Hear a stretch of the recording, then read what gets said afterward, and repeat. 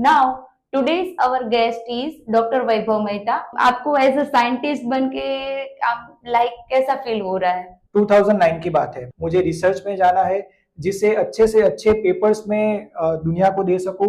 तो paper publication का और रिसर्च का जो डिस्टेंस जर्नी है वो जरा बताइए कि उसके अंदर क्या क्या करना होता है। आप काम क्यों करते हो? To publish your work with a good reputed journal is a challenge. Students should have to click the ideas during the masters only. Try to get updated with the recent technologies, like how we can integrate artificial intelligence, machine learning with the recent technology. So that's good news for everyone. तो सबसे पहले हमारा काम ये होता है कि जब तक हम लोग उसको हासिल ना करते तब तक उसके पीछे पड़े रहते हैं।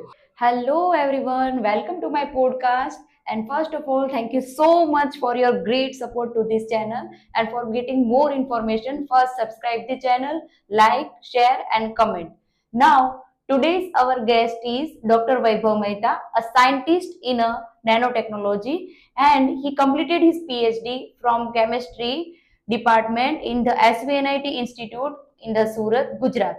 नाउ ही ऑल्सो एंड मैं उसके बारे में कितना बोलूं उतना कम है, बिकॉज उन्होंने 36 रिसर्च पेपर पब्लिश किए हैं, प्लस 16 प्लस बुक चैप्टर लिखे हैं इंटरनेशनल जर्नल के अंदर with a good citation impact factor. Now उसके बाद में बात करूं आप लोगों को कि डॉक्टर वैभव मेहता सर है, उसने यंग साइंटिस्ट रिसर्च में अवार्ड भी हासिल किया है in the year 2022. Also achieve like top 2% scientists worldwide in that single year, that is 2022. And analytical chemistry department के वो लाइफ लॉन्ग मेंबर्स भी हैं। उसके बाद इंडियन पेटेंट एजेंट जो हम बोलते हैं उसका भी वो लोग वो गवर्नमेंट ऑफ इंडिया के पेटेंट एजेंट भी है।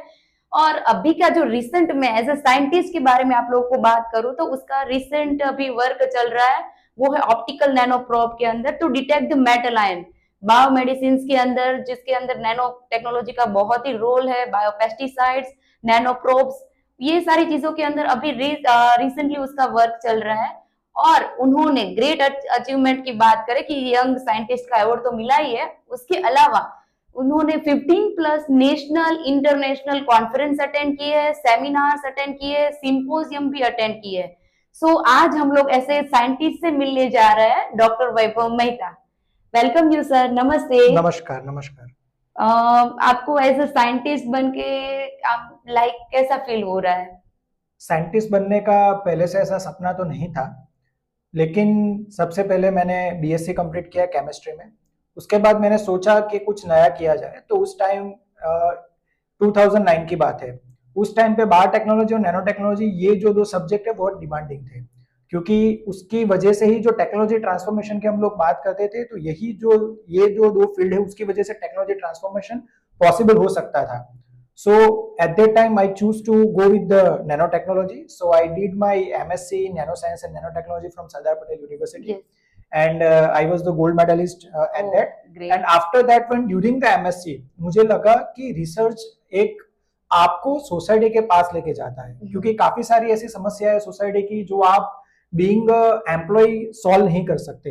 बीइंग अ रिसर्च साइंटिस्ट काफी सारी सोसाइटी की जो समस्या है आप उसको अपने पास एक एज अ प्रॉब्लम लेके, चैलेंज लेके उसको सॉल्व कर सकते हैं और आप सोसाइटी को कुछ दे सकते हैं। Okay. तो एमएससी के बाद मैंने सोचा, then I opted for the PhD at department of chemistry SVNIT, और वहां से मुझे और जाकर के I just want to be academician. मुझे रिसर्च में जाना है जिससे अच्छे पेपर्स में दुनिया को दे सकूं और आगे वाली जो जनरेशन है उन लोगों को एक अच्छी सी टेक्नोलॉजी में दे सकूं। ओके, तो आपने करियर का एज अ साइंटिस्ट पहले से डिसाइड नहीं था? नहीं, पहले से डिसाइड नहीं था। After MSc, when I was doing MSc eight that time I was working on the sophisticated instrumentation. तो उस टाइम पे मुझे थोड़ा उस इंस्ट्रूमेंट से मुझे लगाव हो गया, क्लिक हुआ कि ये अगर इसमें अगर हम लोग आगे बढ़े तो काफी अच्छा हम लोग भी कर सकते हैं। जैसे एरोस्पेस में उसकी काफी सारी एप्लीकेशंस है, मेडिसिन्स में काफी सारी एप्लीकेशंस है, कॉस्मेटिक्स में है, पेंट्स में है। ऐसी कोई भी फील्ड आज की डेट में बाकी नहीं है जहां पे नैनो टेक्नोलॉजी का हम लोग यूटिलाइज नहीं कर रहे हैं। ओके, तो at the time you click दे कि हम साइंटिस्ट का अगर मैं फील्ड सिलेक्ट करता हूँ तो मैं अपनी तरफ से बहुत कुछ दे सकूंगा सोसाइटी को। एग्जैक्टली। सो उसी टाइम पे एक एक प्रॉब्लम भी हमारे पास आया था, अभी हम लोग जो लैब ग्रोन डायमंड के Yes. बारे में बात कर रहे थे, Okay. तो इन 2009 I have worked on the diamonds, nano Yes. diamonds. Oh. So I have prepared the nano diamonds on the quartz and the stainless steel to strengthen the quartz and stainless steel. Okay. So in 2009 my Nice. project was that one. Okay. So अभी मैं देख रहा हूँ कि जो मैंने 2009 में काम किया था वो अभी लैब ग्रोन डायमंड की तरह अभी हम लोग मार्केट में उसको यूटिलाइज कर रहे हैं. Okay, that's a great thing. तो साइंटिस्ट को लाइक बहुत पहले पता चल ही जाता है कि इन फ्यूचर क्या होने Exactly, वाला हाँ, है. हाँ. तो बेसिकली सब लोगों को ना साइंटिस्ट में अभी लाइक डॉक्टर लाइन है, इंजीनियर लाइन और बेसिक जो साइंस है उसके बारे में पता है. और नैनोटेक तो लाइक बुक के तक लिमिटेड है और साइंटिस्ट से we are knowing that, but common जो नॉर्मल पर्सन है उन लोगों को नैनो टेक्नोलॉजी के बारे में जरा आइडिया दीजिए. अगर मैं आपको नैनो टेक्नोलॉजी के बारे में समझाऊं, अभी तो काफी सारे लोगों को पता है. सबसे पहले मैं आपको एग्जांपल देना चाहता हूँ टाटा नैनो. ठीक है, जो टाटा वालों ने नैनो कार निकाली थी उसका कंसेप्ट ही यही था कि आपको कम दाम में ज्यादा माइलेज वाली कार मिले, and it was a compact car. तो ये एक, अगर मैं आपको इस चीज से समझाना चाहूँ तो नैनो का वर्ड जो है दैट इज, उसका ग्रीक वर्ड है ड्वार्फ, उसका मतलब है स्मॉल. उसका अगर हिस्ट्री की हम लोग बात करें तो 1959 में there was one physicist Richard P Feynman, उसने एक स्टेटमेंट दिया था, there is a plenty of room at the bottom. कि आप मटेरियल्स के डायमेंशन में जितना नीचे जाओगे उतना आपको उसका एक्स्ट्राऑर्डिनरी प्रॉपर्टीज मिलेगा. ठीक है. दूसरे एक एग्जांपल से अगर मैं समझाना चाहूँ कि अगर हमारे देश की आबादी 100 करोड़ है, तो वो 100 करोड़ में से अगर मैं एक ही आदमी की बात करूं तो 100 करोड़ के सापेक्ष में वो एक आदमी नैनो है. ओके. तो इस तरह से हम लोग नैनो टेक्नोलॉजी को समझ सकते हैं. कोविड-19 के टाइम में हम सब लोग कोरोना वायरस से वाकिफ है, तो कोविड-19 की साइज कितनी थी? It was 80 nanometre. So all the virus which we are surrounded by are the nanoviruses, we can say. Yes, of course. तो फिर nano technology is a minute study, very very minute study. Okay. तो कोई भी अगर बच्चा है तो उसको नैनो टेक्नोलॉजी फील्ड के अंदर जाना है तो बेसिक उसके लाइक क्वालिफिकेशन क्राइटेरिया क्या रहेंगे? अगर किसी को नैनो टेक्नोलॉजी में जाना है, पहले तो गुजरात में एक ही इंस्टीट्यूट थी जो ये सब्जेक्ट ऑफर करता था. Now we are having multiple institutes which are offering this nanotechnology subjects. But specifically अगर किसी को यही फील्ड में रिसर्च में जाना है तो सबसे पहले मैं उन लोगों को ये एडवाइस दे सकता हूं कि you can complete your BSc और BTech, then go for the masters specifically with the electronics. क्योंकि अभी हम लोग सुपर कंप्यूटर के बारे में बात कर रहे हैं, सेमीकंडक्टर के बारे में बात कर रहे हैं, क्वांटम मिशन के बारे में बात कर रहे हैं. So all these aspects are having a very huge role of nano technology.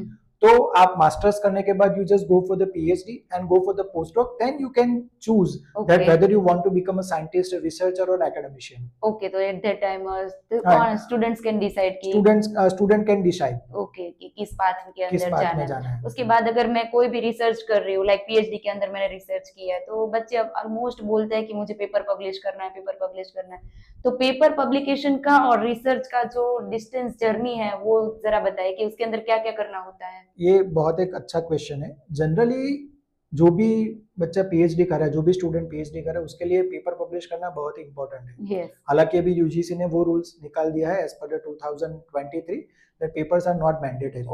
But when you are going to publish your work, आप काम क्यों करते हो? क्योंकि आपको लोगों को बताना है कि मैंने ये काम किया, this work is very useful to the society. है ना? रिसर्च वर्ड यही है, रिसर्च. है ना? आप काफी चीजों को वापस से उसको मॉडिफाई करके आप सोसाइटी के सामने उसको रख रहे हो. सो आपको जब आपने अच्छे से काम किया तो सबसे पहले आपको तो ये पता होना चाहिए कि आपका काम किस जर्नल में जा सकता है. तो उसके लिए सबसे पहले आपको ये जानना पड़ेगा कि there are multiple publishers are available. जैसे रॉयल सोसाइटी ऑफ केमिस्ट्री है, अमेरिकन केमिकल सोसाइटी है, स्प्रिंजर है, साइंस डायरेक्ट है, विले है, टेलर एंड फ्रांसिस है. और ये सब पब्लिकेशंस में भी, ये सब पब्लिशर्स में भी there are numbers of journals. मैं आज की डेट में ऐसा बोलना चाहूंगा कि आपका कोई भी काम हो, कोई ना कोई जर्नल तो उसको एक्सेप्ट कर ही लेगी. But to publish your work with the good reputed journal is a challenge. तो उसके लिए आपको अच्छे से एक लिटरेचर सर्वे करना पड़ेगा. आपका जो एब्स्ट्रैक्ट है, आपका जो समरी ऑफ द वर्क है, that you need to search onto the specific publishers website कि मेरा जो वर्क है वो कौन सी अच्छी जर्नल में जा सकता है. Now the journals can be further classified. उसको हम 4 ग्रुप में डिवाइड कर सकते हैं. आज के डेट में Q1 कैटेगरी की जर्नल है, Q2 कैटेगरी की जर्नल है, Q3 कैटेगरी की जर्नल है और Q4 कैटेगरी की जर्नल है.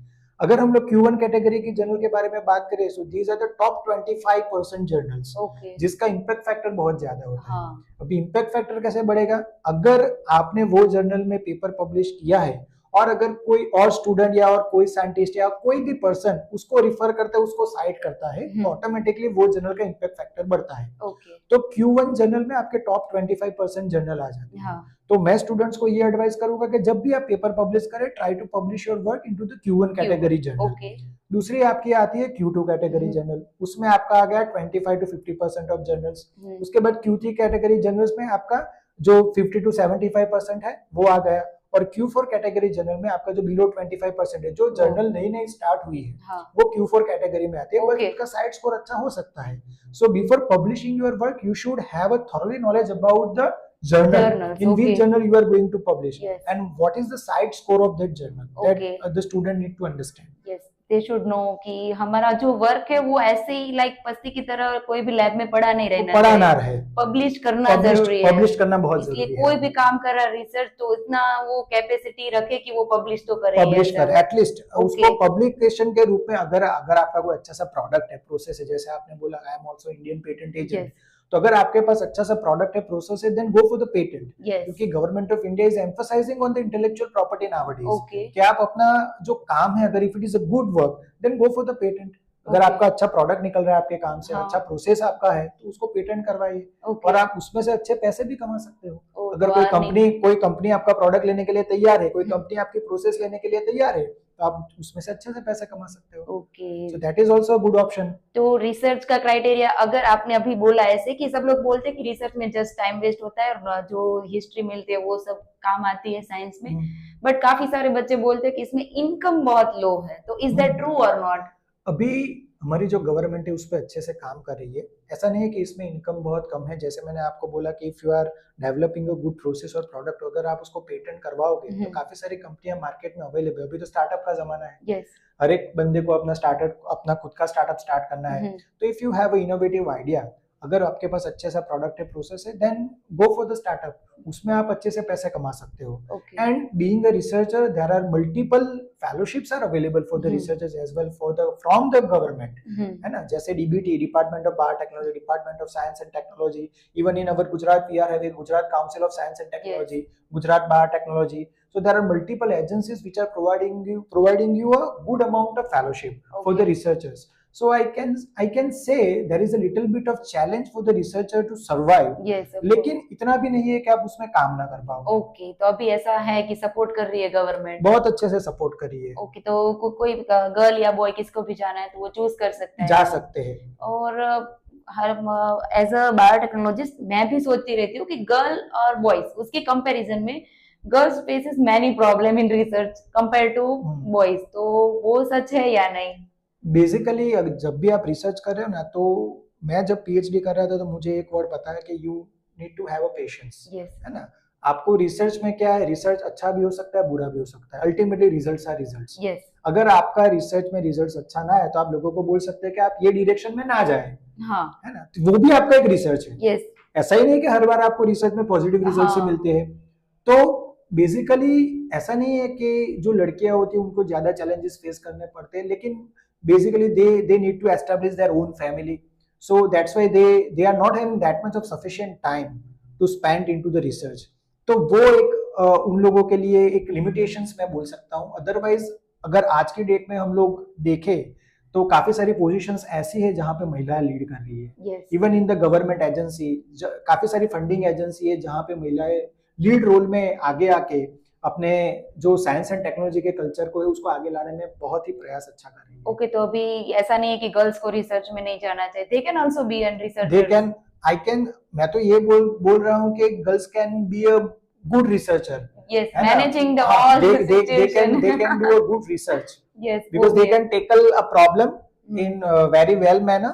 तो वो अच्छे से एक अच्छा रिसर्च सोसाइटी को श्योरली दे सकती है. ओके, और अभी इकोनॉमिक लेवल की मैंने बात की, नैनो टेक्नोलॉजी की, तो अभी नैनोटेक अगर मैं सिलेक्ट करती हूँ रिसर्च के अंदर तो उसको मैं इंडस्ट्रियलाइजेशन कर सकते हैं उसका, या फिर अभी चांसेस लो है? अगर हम लोग 15 साल पहले की बात करते तो मेरा आंसर होता no. Okay, but nowadays we have that much of technology. हमारे पास अभी इतनी टेक्नोलॉजी है कि काफी सारे प्रोडक्ट अभी इंडस्ट्रियल लेवल पे अवेलेबल है. हाँ, जैसे आप किसी भी प्रोडक्ट को उठा के देख लो, आपके cosmetics.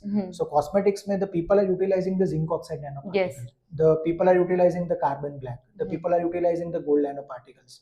So the industrialization of the nano products are now taking place. Okay तो अभी प्रोडक्ट जैसे ग्रेफिन शीट्स है, काफी सारे composites are made up with the nano materials. Yes तो अभी ये हम लोग फेज में है, ये एक अच्छा फेज है नैनो टेक्नोलॉजी के लिए. तो काफी सारी प्रोडक्ट अभी इंडस्ट्रियलाइजेशन में जा रही है. ओके तो nano technology can be an industrialisation level nowadays. Definitely definitely. Okay तो that's good news for everyone. Okay तो नैनोटेक के अंदर दूसरा ये था कि कोई भी रिसर्च कर रहा है तो नैनो लेवल के बोलते हैं कि मैं रिसर्च लैब डेवलप करना चाहती हूँ नैनो टेक्नोलॉजी फील्ड में. तो is that costly compare to other lab? हाँ, वो एक आपके लिए कॉस्टली हो सकता है, बिकॉज अगर मैं बात करूं कि जैसे मैंने आपको बोला कि 1960 में सबसे पहले रिचर्ड फेमन ने ये बोला था, बट नैनो टेक्नोलॉजी डेवलप होना स्टार्ट हुआ 1990 से. So before 30 years before the age on date, क्योंकि हमारे पास ऐसे सोफिस्टिकेटेड इंस्ट्रूमेंटेशन नहीं थे. क्योंकि if I will talk with अगर हमको हमारी नेकेड आई से कुछ देखना है तो we can go up to 5 mm. उससे कम हम लोग देख नहीं सकते. उसके लिए हमको माइक्रोस्कोप. तो अभी जो हम लोग बात करें वो तो हम लोग नैनोमीटर की बात कर रहे हैं. ठीक है, तो उसके लिए हमारे पास स्कैनिंग इलेक्ट्रॉन माइक्रोस्कोप चाहिए, ट्रांसमिशन इलेक्ट्रॉन माइक्रोस्कोप चाहिए, and these microscopes are cost in crores. Okay. So that's why it is little bit of to establish a lab of nanotechnology, little bit of costly affair. But nowadays we do have a sufficient infrastructure in India as well. Okay. जहाँ पे आप outsourcing करके भी आपके sample को characterise करवा सकते हो और आप उसके रिजल्ट्स ले सकते हो. तो अगर ये लैब डेवलप करना है तो द गवर्नमेंट आर सपोर्टिंग और not? Government right now government is supporting for the startups अगर आपको लैब डेवलप करना है, but otherwise the educational institute और अगर आपकी कोई सेंट्रल लैबोरेटरीज है तो उसमें इंस्ट्रूमेंटेशन के लिए गवर्नमेंट इज फंडिंग. ओके. आपको अच्छे से फंड देती है आपको इंस्ट्रूमेंट सेटअप करने के लिए, लैबोरेटरी सेटअप करने के लिए. और गुजरात के अंदर पर्टिकुलर हम लोग सूरत की बात करें तो यहाँ पे नैनोटेक का रिसर्च अभी चल रहा है, ऐसे कोई इंस्टीट्यूट्स के नेम? अगर मैं बात करूं तो specifically the SVNIT, Sardar Vallabhbhai National Institute of Technology, in I think all the departments they are working on the nanotechnology. Then even in the VNSU, Vinerbat South Gujarat University, Department of Bioscience and the Department of Biotechnology, they are working on the nanotechnology. Okay. Even Sarvajanik University, some of the students are working with the nanotechnology. We have a Navsari Agriculture University, in Surat Biotech Institute. So in that institute also the people are working on the nanotechnology. So right now the horizon of the nanotechnology is expanding. The people are knowing more about the nanotechnology. They are more emphasizing the applications of nanotechnology in the wide variety of fields. Okay, तो nanotechnology का भी use वो सब बढ़ रहा है, but is that sustainable development effectful? उसमें भी काफी सारी चर्चा हुई है पास्ट में कि what about the toxicity of the nanomaterials, because due to the tiny size of that nanoparticles they can easily go into your body. So basically the government of India has already released the advisory for that one कि अगर आपको आपका जो nano based product है अगर किसी और product में उसके जैसे कॉस्मेटिक्स में यूज करना है, पेंट्स में यूज करना है, तो उसकी लिमिटेशंस कितनी होनी चाहिए. और for agricultural products also they have provided the guidelines for the agri inputs कि अगर if you are utilizing the nano materials like nano fertilizers or nano pesticides, so what are the limits should be used for the specific application. So there are certain kind of guidelines has been provided. अगर आपके product में उससे ज्यादा मात्रा पाई गई तो आपका वो प्रोडक्ट मार्केट में नहीं आ सकता. ओके, तो उसकी पहले क्लैरिफिकेशन चाहिए. क्लैरिफिकेशन चाहिए. ओके, कितने अमाउंट्स में वी आर यूजिंग. हाँ, okay, all the details you have to provided with the product. Okay, तो बाउंड अक्रॉस द बाउंड्री नहीं जाना है. Across the boundary you cannot go. और दूसरा ये था कि पेस्टिसाइड्स है तो उसके अंदर बायो पेस्टिसाइड्स है, बायोटेक का इन्वॉल्वमेंट है, अभी उसके अंदर नैनो इन्वॉल्व हुआ है. तो वो मैं बोल रही हूँ कि इस इफेक्टफुल क्या है नैनो पेस्टिसाइड्स का? अगर ये आपने बहुत अच्छा क्वेश्चन किया कि हमारे पास ऑलरेडी काफी सारे जो सोर्सेज है अवेलेबल है, तो why we are talking about the nano. ठीक है, तो मैं आपको एक सिंपल एक एग्जांपल देके समझाना चाहता हूँ कि if we are having 3 different jars. ठीक है, हमारे पास 3 जार है. एक में हम लोग जो टेनिस बॉल होते हैं उसको भरते हैं, तो in the jar we can have 4 to 5 tennis balls. दूसरे जार में अगर हम लोग मार्बल्स भरें तो उसमें हम लोग 50 मार्बल्स भर सकते हैं. और तीसरे जार में हम लोग क्या भरेंगे, तीसरे जार में हम लोग लेंगे सैंड. सो आप मुझे बताइए कौन से जार में सबसे ज्यादा मटेरियल आएगा? सैंड वाले. What is the reason? क्योंकि उसके पार्टिकल साइज कम है. उसके साइज ही कम है. सो अल्टीमेटली यही रीजन है कि if we are going down to the nano level we can have a huge surface area.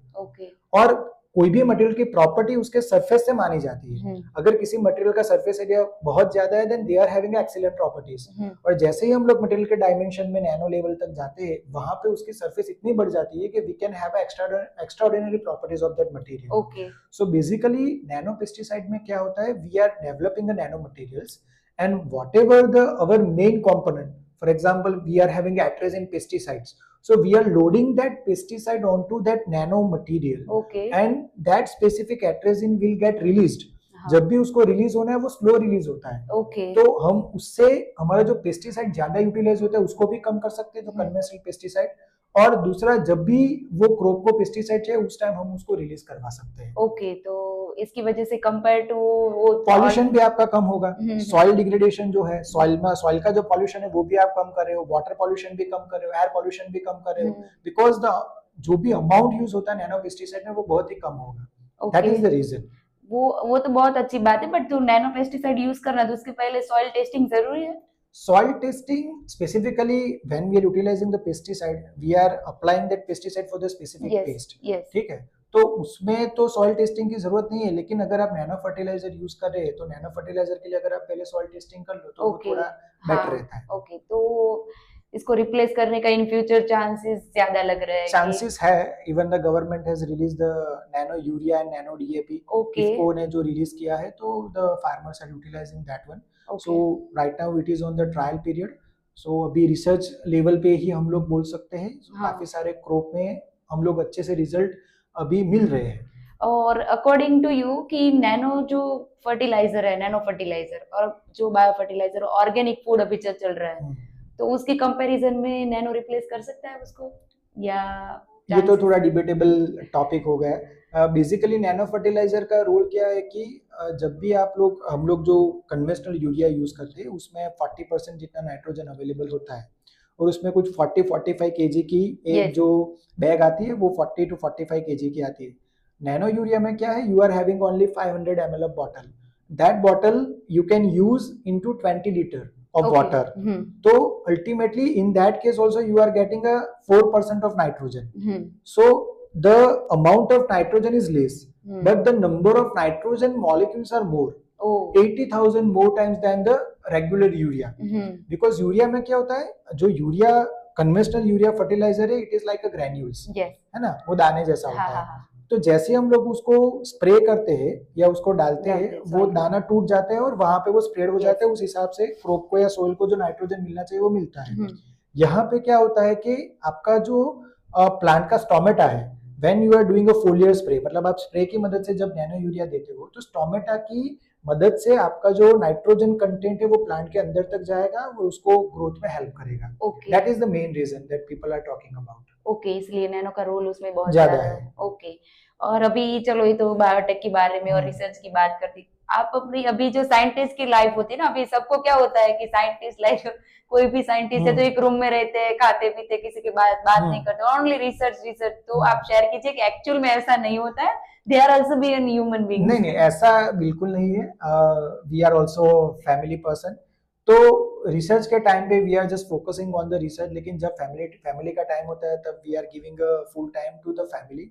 But यही है कि अगर हमारे पास कोई चैलेंज आता है कि हमको ये कुछ प्रोडक्ट डेवलप करना है, ये कुछ प्रोसेस डेवलप करना है, तो सबसे पहले हमारा काम ये होता है कि जब तक हम लोग उसको हासिल ना करते तब तक उसके पीछे पड़े रहते हैं। लेकिन ऐसा अभी के टाइम में तो हम लोग ऐसा नहीं बोल सकते कि एक जो रिसर्चर है, जो साइंटिस्ट है, वो कमरे में बैठा रहता है और सिर्फ उसी काम में लगा रहता है, ऐसा नहीं है। They are also human beings, so they are living their life very fully। Okay, आप अपनी जरा लाइफ जर्नी शेयर कीजिए।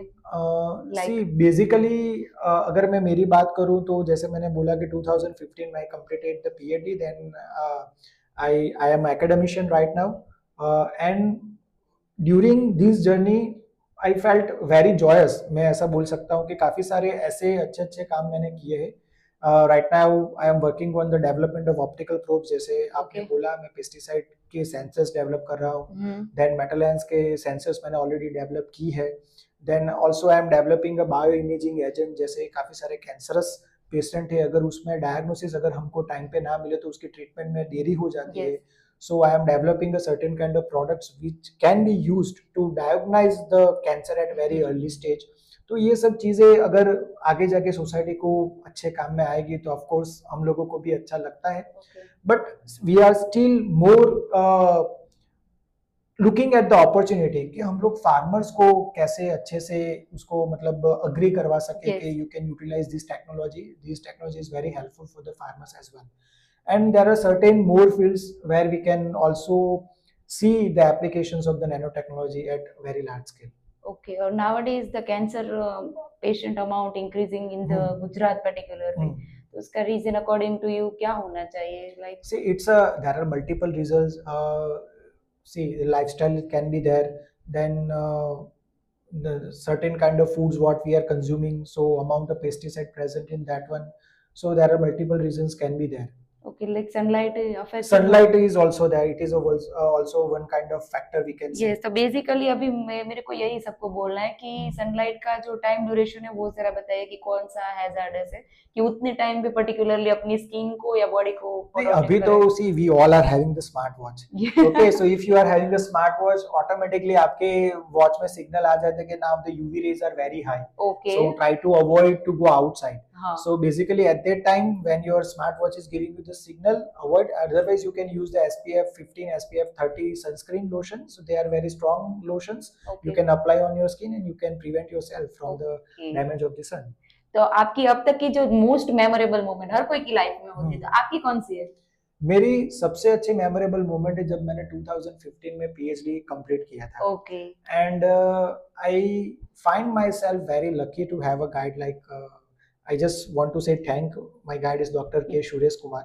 तो आप भी उनसे मिले हैं. So उन्होंने मुझे ऐसी मतलब they have cultivated me, they have nurtured me in a such kind of manner कि आगे लाइफ में जाके कोई भी challenges आएगा तो मैं I can face it very strongly. कभी भी उसमें setback नहीं लूंगा. और वो जो जिस टाइम मुझे डिग्री मिली थी वो सर ने बोला कि now finally you are PhD, that is one of the most memorable moment for me. Okay, that's a great thing. तो आप अभी बच्चे जो कर रहे हैं रिसर्च उसको क्या एडवाइस देना चाहेंगे? अभी जो बच्चे रिसर्च कर रहे हैं मैं तो उन लोगों को यही एडवाइस देना चाहूंगा कि सबसे पहले आप प्रॉब्लम को आइडेंटिफाई कीजिए. सी रिसेंटली यहाँ पे मैं एक पॉइंट ऐड करना चाहूंगा. The people are talking about the IITs, है ना, Indian Institute of Technology. The students are better in the Indian Institute of Technology. What is the reason behind that? कि वहां पे उन लोगों के पास जो प्रोजेक्ट है वो कंसल्टिंग प्रोजेक्ट है. Companies are going to them कि हमारे पास ये प्रॉब्लम है, ये प्रॉब्लम का सॉल्यूशन आप हमें दो. तो मैं स्टूडेंट्स को ये बोलना चाहता हूँ कि ना के जो पिछला हो चुका है उसी को आप रिपीट करते जाए. Just look for the problems which are persisting in the society में वो प्रॉब्लम है. हाँ, रिसेंटली क्या प्रॉब्लम है उसको टेकअप कीजिए, उस पे काम कीजिए. So that will be ultimately a good gift to the society. Yes, novel ideas. Exactly. Copy paste ना करें और एक काम को आप मतलब आप च्युइंगम को चबाते जाओगे तो इनिशियली आपको अच्छा लगेगा. After some point of time वो आपको फीका लगता है. तो रिसर्च में भी यही है. तो थोड़ा अच्छे से चैलेंज को, जो भी ग्लोबल चैलेंजेस है, we are having a sustainable development goals, उसमें से कोई आप एक प्रॉब्लम को टेकअप कीजिए और उसको सॉल्व करने की ट्राई कीजिए. ओके, तो एज कोई भी अगर रिसर्चर्स है उसे नए ideas during I think students should have to click the ideas during the masters only कि मास्टर्स से उन लोग को आइडिया आ जाना चाहिए कि पर्टिकुलरली किस टॉपिक पे हमको काम करना. और बुक्स आपके अकॉर्डिंग बच्चे अगर पढ़ना चाहे कि ये बुक्स से नए आइडिया ऐसे कोई बुक्स? अभी तो एज सच मैं रेफरेंस के बारे में नहीं बोलूंगा क्योंकि रेफरेंस बुक के बारे में हमारे पास तो अभी गूगल भंडार है ना. And we have a chat GPT, we have a Gemini. So whatever the details you want, you can just it's all according the details to your are just a click away. But there are certain websites you can always look for. I just advise students to regularly visit the website of our Department of Science and Technology, Department of Biotechnology. Regularly visit the website of some of the IITs which are offering the very good research courses, and try to get updated with the recent technologies, like how we can integrate artificial intelligence, machine learning with the recent technologies. Okay, तो utilise कर रहे तो उसकी वजह से exactly मिल सकता है सब कुछ. तो अभी नैनो टेक्नोलॉजी के बारे में तो आपने जो मेन जो मेरा एस्पेक्ट था वो सारे फुलफिल कर दिया, और बच्चों को भी सारा नॉलेज मिल जाएगा कि बेसिकली अगर मुझे रिसर्चर्स या साइंटिस्ट बनना है तो कैसे क्या करना है वो सब कुछ. तो आपकी रिसर्च में कोई भी अगर रिसर्च पेपर आप पब्लिश करो तो उसमें ऐसा कोई प्रॉब्लम, मेजर प्रॉब्लम इश्यूज आते हैं या नहीं, ऐसा कुछ नहीं है? बेसिकली जब भी आप रिसर्च पेपर सबमिट करते हो, सबसे पहले आप किसी जर्नल को आइडेंटिफाई करोगे। सबसे पहला स्टेप Yes. यही होगा कि आप एक अच्छी सी जर्नल आइडेंटिफाई करोगे which is suitable to your work. Hmm उसके बाद यू विल जस्ट सबमिट। सबसे पहले वो एडिटोरियल टीम में से पास होती है। एडिटोरियल टीम में से पास होने के बाद वो रिव्यू में जाती है। Then reviewer will give you the objection, जो भी उनके रिस्पॉन्सेस हो गए वो रिस्पॉन्सेस को आपको जस्टिफाई करना है। काफी टाइम मैंने देखा कि काफी सारी जो रिसर्च पेपर्स होते हैं वो इनिशियल स्टेज पे ही रिजेक्ट हो जाते हैं okay, due to the plagiarism. तो वो प्रॉब्लम एक होता है क्योंकि आपने वो रिसर्च पेपर का जो एम एंड स्कोप है वो अच्छे से स्टडी नहीं किया है। दूसरी चीज, आप जिस भी रिसर्च जर्नल में आपके पेपर डाल रहे हो उसके रेफरेंसेस आप डालो। ये मेरा पर्सनल ओपिनियन वो है, तो होना चाहिए, क्योंकि वो जर्नल का जितना साइटेशन बढ़ेगा उतना वो जर्नल को भी फायदा होता है। So you just incorporate the number of references of the same kind of journal. ये एक चीज है। दूसरी चीज है कि आप ज्यादातर उसमें रिजल्ट्स के बारे में डिस्कस करो कि आपको जो रिजल्ट मिला क्यों मिला। जनरली जो पेपर्स हम लोग रिव्यू करते हैं उसमें क्या आता है कि आपने एक एनालिसिस करवाया, उसका ये रिजल्ट आया, ये एनालिसिस करो, उसका ये result. The students are not discussing, even some of the faculties are not discussing about what is the reason behind that, what is the mechanism. So ये एक लैकुना होता है, उसकी वजह से आपका रिसर्च पेपर रिजेक्ट होता है। And to be very honest, the students are now very often they are utilizing the soft copy. So whenever you are trying to publish your research paper, prepare your manuscript, draft 1, draft 2, draft 3, whatever it is, take a print out. Okay. Sit at home, sit at the research lab very calmly, read line by line. At that time you will find some kind of mistake, rectify that mistakes, and after that when you should submit that paper. तो smart copy के साथ साथ हमें hard copy निकाल के भी थोड़ा time देना चाहिए। मैं मेरे स्टूडेंट्स को हमेशा बोलता हूँ कि not only the soft copy, you have to read the hard copy. अभी के दिन में भी जब भी मेरा रिसर्च पेपर मैं पब्लिश करता हूँ उससे पहले I just take a print out, उसको बैठ के मैं पढ़ता हूँ। जब भी मुझे टाइम मिले अच्छे से 1 घंटा 2 घंटा पढ़ने के बाद मुझे उसमें मिस्टेक मिलती है उसी के बाद you can rectify that mistake and you can submit. Okay, तो अभी बच्चों को तो बहुत सारा जो मुझे शेयर करना था नॉलेज वो सारा हमने शेयर कर दिया। Thank you so much for coming. Thank you sir. Thank you. चलो आप सबको भी thank you again to complete the podcast and subscribe the channel. Thank you so much and continue, आप ऐसा ही सपोर्ट करते रहिए और चैनल को सब्सक्राइब कीजिए। Thank you.